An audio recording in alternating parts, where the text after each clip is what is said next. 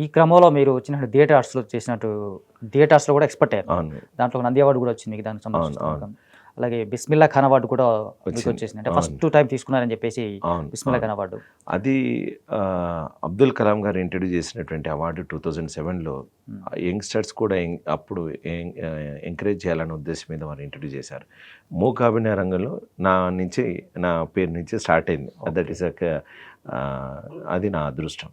Okay. So ఇది theatre arts ఏమో Hyderabad central యూనివర్సిటీలో చేశాను.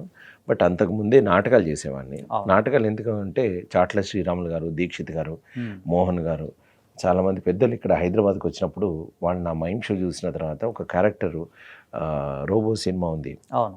ఆ కథ ఎప్పుడో రాసేసిన నాటకంలో సేమ్ యాజ్ ఇట్ ఈస్గా. ఓకే. బట్ ఇవి వీళ్ళు 99లో రాస్తే అది కథ. సినిమానేమో శంకర్ గారు తీసింది 2010-11లో ఉంటుంది. 11 తీసుకుంటారు. ఆ కథ అప్పటిది. దాదాపు కొన్ని డైలాగ్స్ కూడా సేమ్ ఉంటాయి.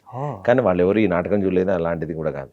సో అప్పటికి హాలీవుడ్లో సినిమాలు కూడా వచ్చాయి.